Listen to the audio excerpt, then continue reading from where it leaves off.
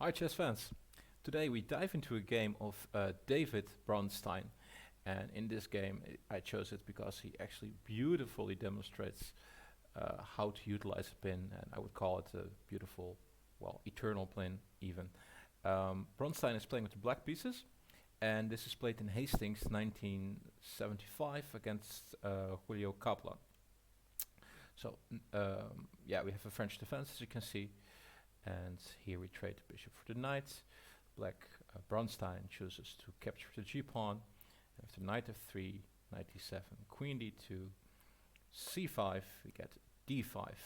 There's actually an interesting moment, or at least an illustrative moment.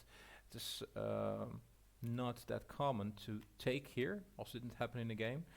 Just to show you, if black takes here, then queen takes d5, and white has a nice and active position. The black pawn structure is not pleasant, and it is not that certain where the black king goes.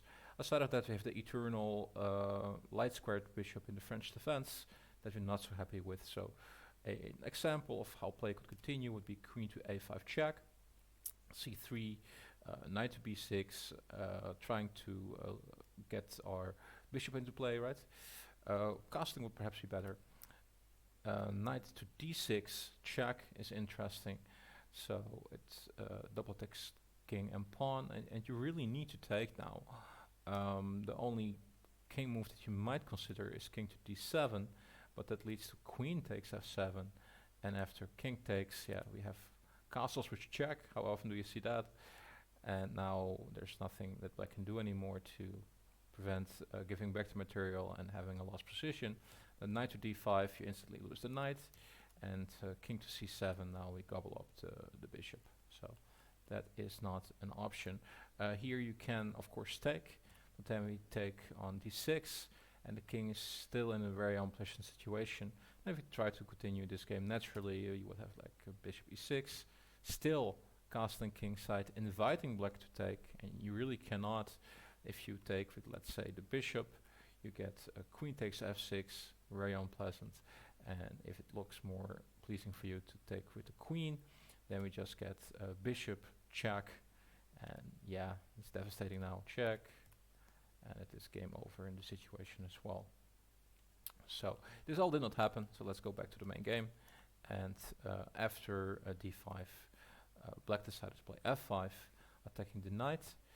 Now d takes e6, counter-attacking, and with check, black takes, white takes with check, queen takes on d7, and now queen to c3, attacking the rook on h8, castling into it.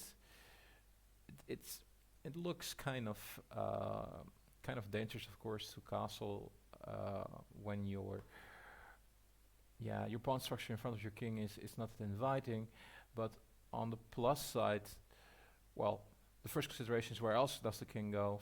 The castling queen side will take very long, and on the plus side, the dark squared bishop is not there, and we have our defenders reasonable close, so white cannot launch anything aggressive soon. Aside of that, we need to reply against the threat of our knight. Now, knight e5 might look appealing, but after queen f5, there's really not that much, and it is a bit of a hassle to make sure that our knight stays safe. So the move played knight d2 actually makes sense, but now we get queen f5. Now, white castling here makes total sense, and black takes the pawn. Yeah, so of course, for now you have a very dangerous pawn on e4, so white cannot allow that and takes with the knight. Queen f4 check, check, and attacking the knight, so not much of a choice. We need to play our knight back, and there you have it. We have our knight in a pin. And this is actually very, you wouldn't really necessarily expect it from here, but this is very, very devastating. And Bronstein demonstrates very well how to make use of this pin. So bishop g4, attacking the rook on d1, needs to go to e1, right? And instantly bishop g5, reinforcing the pin on the knight. Here, if you think, oh, let me play g3 to arrest the queen, and then play bishop g2, it won't really work, because black has rook to a to e8, threatening checkmate on e1. And well, what do you want to do if you say, okay, I'll develop the bishop anyway? Then check rook to e1, and now queen to f2 is devastating.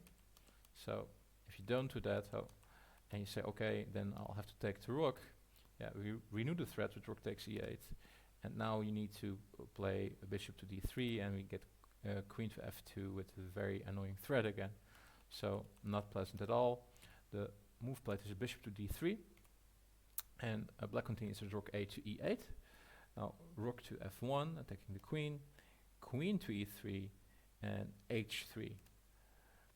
Very nice move. I've seen it a couple of times, of course, and I keep smiling when I see it. Lovely move. White cannot take the bishop. If white says a bishop takes e2, we get queen takes, and after b takes queen, rook takes. We have two attackers on the pinned knight. Yeah, it's still pinned, and the third attacker, if needed, will come very soon. So white will lose the piece. Not an option. White actually plays a very, very nice move. I would say very resourceful. Rook to f5, attacking the bishop, although it's defended. Bishop to h6. Now we take, but black now continues. Queen takes queen takes c3, and after b takes, rook takes e2. Again, we have the knight still pinned and it's double attacked. But now white defends from the front. Makes total sense. And the idea is now, of course, to play rook h to d1, and after that, our king is free to step out of the pin. Finally, however, in this position, of course, if you think, oh, I'll play rook takes g2, fine, it's a good move, and you keep the pin, but it does allow white to, well, still much worse, but to kind of escape from the horrible pin that it has. Much better is what actually was played, and it's very nice to see this. Rook takes d2. There's no other way than to take with the rook, and what we did now effectively, we have replaced the pinned piece. So although the knight is not pinned anymore because it doesn't exist anymore, we now have the rook pinned on d2. Yeah, so instantly black puts a second attacker. Well, rook is only defended once and it is pinned, so there's no other choice than to play rook h to d1. And now, very important little move, c4. And after c4, in this position, white resigned. There's really nothing white can do. Let's actually demonstrate the importance of c4. If in this position, black would play king to g7, then white has to move c4. And now after black continues, let's say f5, and just put some moves on the board, c3, king f6, and finally white can play king to c2, freeing itself from the pin. And the move that we played, here, c4, does not allow this at all. If you look at the final position, then the rook on d2 is pinned, it cannot move. The king on c1, if it moves, then we instantly lose the rook, so the king needs to stay there. We can never go up because it is blocked by the c4 pawn. We cannot move our pawns up. And the d1 rook is also forever condemned to defending the d2 rook, because whenever it moves again, we lose the piece. So the only thing that white can do in this position is play with the 3 pawns it has. It can move it up the board as for a couple of moves, but it will run out of moves, after which it is in Zugzwang. It still needs to move and it will lose its rook. White didn't want to see that happen and therefore resigned. Okay, that's it. If you enjoyed this video, please subscribe, like, share, and let me know in the comments what you would like to see next. Thank you for watching. Have great games. See you next time. Bye bye.